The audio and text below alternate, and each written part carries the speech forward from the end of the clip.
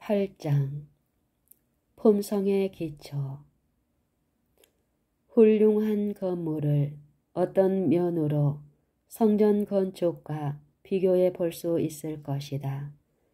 건물을 지을 때 가장 필수적인 것이 있다면 적합한 기초일 것이다.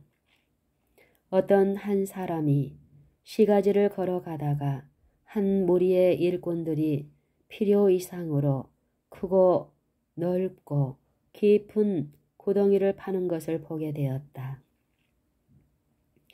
호기심이 일어나서 일하는 사람들 곁으로 다가가서 묻기를 무엇들을 하십니까 하였다. 여기에다 큰 사무실을 지으려고 합니다 하고 한 사람이 대답하였다.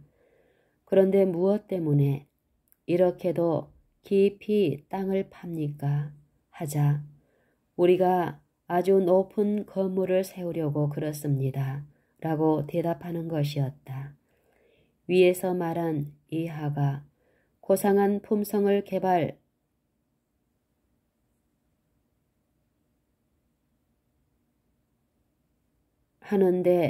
근본 원칙이 되어야 한다고 믿는다. 지상 위로 올라가는 건물과 땅 속에 있는 기초가 적당한 균형을 이루어야만 한다. 고상한 품성은 깊이가 없는 형편없는 기초 위에서 형성될 수가 없다. 슬픔을 맛보지 않는 사람은 기쁨을 별로 느끼지 못한다.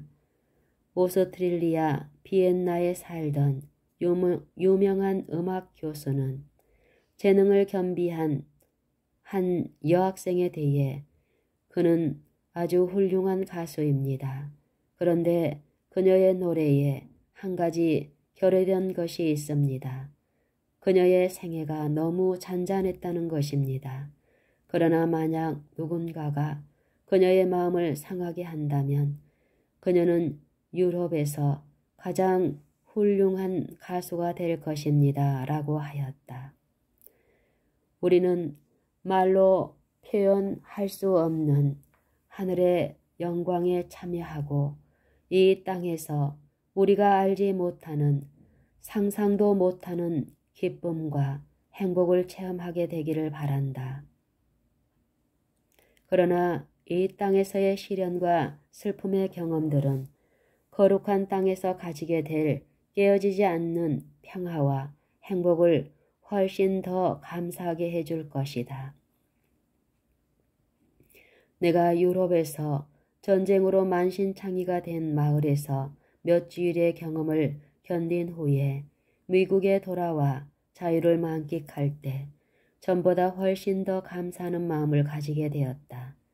우리가 가장 고상한 생애를 살았던 사람들의 생애를 살펴볼 때에 역경과 시련이 저들의 생애에 상당히 큰 공헌을 하였다는 것을 알게 된다. 우리는 형제들의 손에 의해 종으로 팔리게 된 어린 소년 요셉을 생각하게 된다. 그의 말할 수 없는 애원과 간청은 오히려 매정하고 잔인한 태도만을 불러들였다.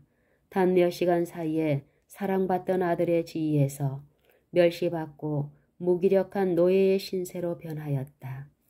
슬픔과 두려움으로 그의 생애가 점철되었으나 그는 있는 힘을 다해 하나님을 섬기기로 결심하고 어떤 대가가 요구된다 할지라도 진실될 것을 결심하였다.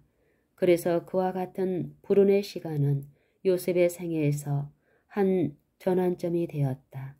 그와 같은 두려운 재난들이 사랑받던 철부지 요셉을 사려 깊고 용기 있고 침착한 사람으로 바꾸어 놓았다. 다른 시련과 슬픔들이 그를 기다리고 있었으나 그런 것들은 단지 그를 더욱 유용하게 만들고 더 높은 지위를 얻게 하는 하나의 디딤돌이 되었다는 것을 증명하였다. 하나님께서 다니엘로 사자굴에 던짐을 당하도록 허락하셨으며 히브리 세 청년으로 불타고 있는 풀무에 들어가도록 허락하셨다.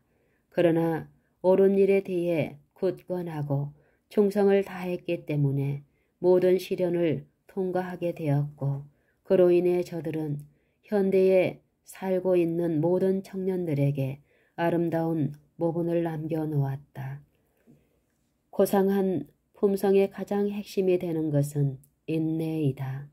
바울은 다만 이뿐 아니라 우리가 환난 중에도 즐거워하나니 이는 환난은 인내를, 인내는 연단을, 연단은 소망을 이루는 줄 알미로라. 로마서 5장 3절. 야고보는 말하기를 내 형제들아 너희가 여러 가지 시험을 만나거든 온전히 기쁘게 여기라. 이는 너희 믿음의 시련이 인내를 만들어내는 줄 너희가 알미라. 인내를 온전히 이루라. 이는 너희로 온전하고 구비하여 조금도 부족함이 없게 하려 함이라고 하였다. 야고보서 1장 2절로 4절.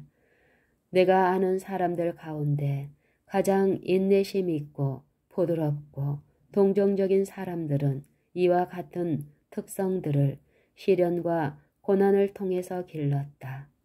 많은 사람들이 저들이 원하는 모든 것, 즉 친구들, 돈, 세상의 모든 즐거움을 가진 자들은 언제 봐도 마냥 행복하게만 보인다. 그러나 저들에게 어려운 일이 닥치고 재물의 손실을 당하고 고난이 저들에게 임하면 그만 좌절에 빠지고 우울해지고 낙담에 빠지게 된다. 하나님의 자녀들에 대한 그분의 목적은 빛이 있을 때와 마찬가지로 어둠이 뒤덮일 때에도 그리스도의 손을 붙잡고 그분을 신뢰하는 것을 배우게 하는 것이다. 저들은 그분께서 저들을 사랑하신다는 것을 안다. 그리고 저들이 하나님께서 허락하시는 모든 시련들을 허락하시는 이유는 저들의 생애를 통해서 경험을 넓히고 그로 인해 세상에 커다란 축복이 되게 하시고자 시련을 허락하신다는 것을 믿고 받아들여 영적인 승리를 거둘 것이라는 것을 저들이 안다. 우리가 이 땅에서 깊은 슬픔과 시련을 겪는 사람들은 장차 임하게 될 세상에서 누리게 될 하늘의 기쁨과 행복을 누릴 수 있는 능력을 개발시킨다는 것을 확실히 알 수 있을 것이다. 고상한 한 사람이 고통 가운데 침대에 누우면서 외치기를 내가 이 침대에 들어와서야 내 생애 전체를 통해서 알지 못했던 하나님을 더욱 가깝게 알게 되었다. 라고 하였다. 일본에 있는 카나와라고 하는 소경은 그가 소경이 되었을 때 다음과 같이 말하였다 한다. 흑암은 즉 소경됨은 아무도 내게서 도적질해 갈 수 없는 거룩한 것 가운데 거룩한 것이며 흑암 중에서 나는 하나님을 대면하여 만났다고. 인내로 슬픔과 고통을 참아내고 하나님을 굳게 신뢰하게 되면 하늘에 있는 기쁨과 상급을 감사하고 기뻐하게 될 것이다. 그래서 예수님에 대하여 기록하시기를 그가 자기 영혼에 수고한 것을 보고 만족히 여길 것이라고 하였다. 이사야 53장 11절.